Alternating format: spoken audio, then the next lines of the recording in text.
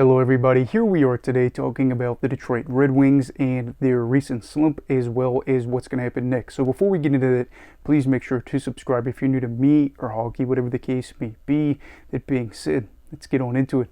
So in recent years, the Detroit Red Wings have been a relatively predictable team, that being the case because they weren't really in playoff conversation, and if they were, it was going to be something that ended relatively soon. They weren't going to be a side that with 3 or 4 games remaining was going to be in the thick of it. Some years there was a pretty good margin of how far it was, but this year is a little bit different because of the fact that they are a team that has been in those playoff talks and has been a side that not even too long ago was seen as a favorite or a lock to make the playoffs. I did a video that was probably like 2 or 3 weeks ago talking about how the Red Wings had something like a 75% chance of making it to the playoffs, and they were fresh off of a 5-game win streak, talking about how this was not your brother's Red Wings team. This was a better team, and I know that's not an actual phrase, but just kind of to highlight the fact that this is a different team than we had seen probably about a decade.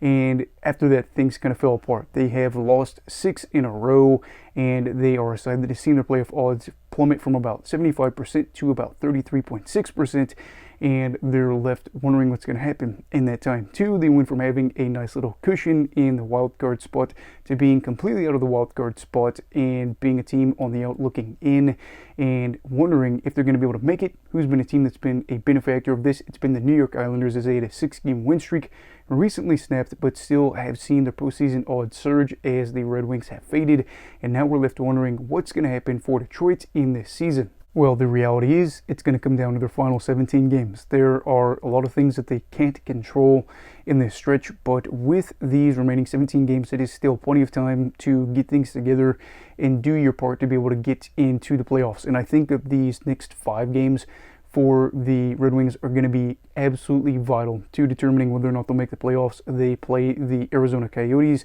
the Buffalo Sabres, the Pittsburgh Penguins, and the Columbus Blue Jackets. Those are 4 teams that are not in the playoffs. Pens have lost, I think, 4 in a row, and then they play the New York Islanders. Now, looking at this, I think some people would feel like, oh, we're really optimistic playing some teams that have had a bit of issues as of late, especially a team like Arizona.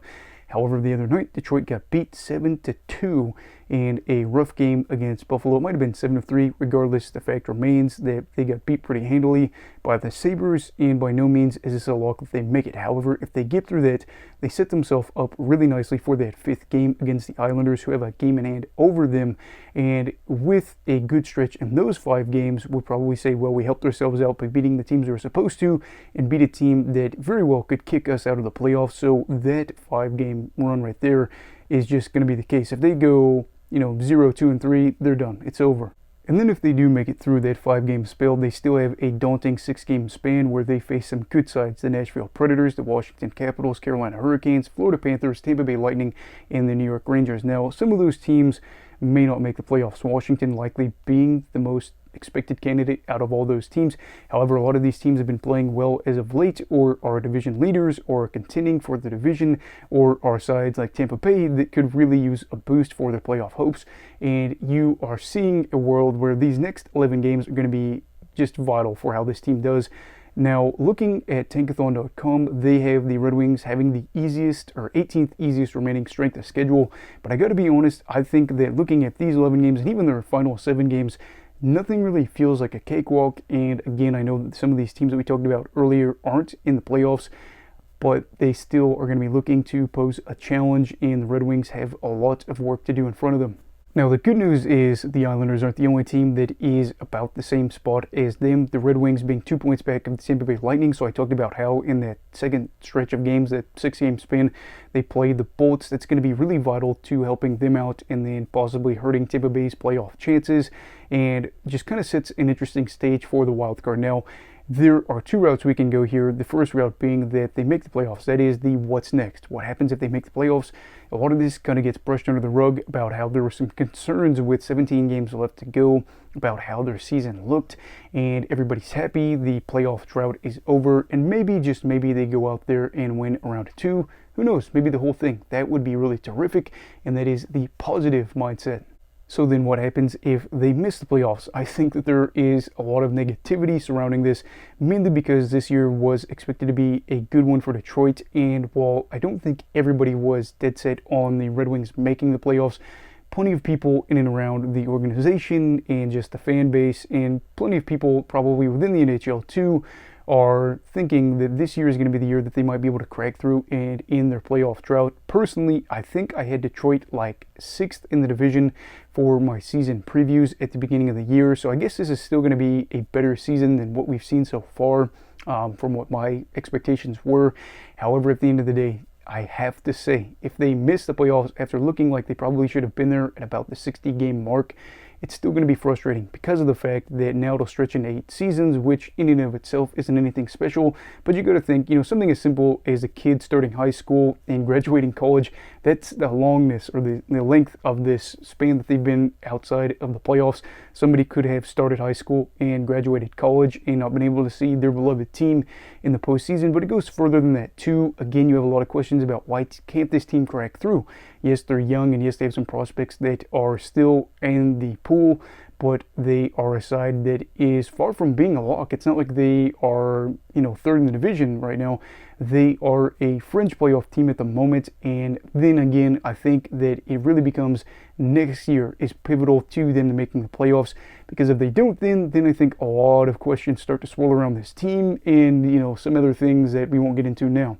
And I would like to add to something that not a lot of people seem to talk about now is the fact that wasting years in hockey for contracts is big. And I know some people will focus more on like football or something like that, where they focus on these rookie deals for quarterbacks and things like that. I don't really know. I don't really follow the NFL a whole lot, but it kind of same thing applies here in the NHL. If you have a lot of young prospects that are going to be on cheaper deals and they are maybe getting extensions, but then you got to figure out other things and they haven't developed yet, that's another year that you aren't getting to see them make the playoffs and possibly make a run. And the reality is too, back in the day, that might have worked or had a better chance of working out in, the, let's say 80s or whatever it is, where there's less teams. There's 32 teams, 16 teams in your conference. The reality is, on a given year, you could probably have 4, 5, 6, however many teams you want to throw out there on a good year, with a chance of being not only a playoff hopeful team, but a title contending team. And if you're a side that's saying, well, man, if things go well, we can make a wild card spot, that is another season potentially wasted for a young team that is burning through some of these cheaper deals and all that. But anyway, what are your thoughts on the Detroit Red Wings? Do you think that they're going to make the playoffs this season?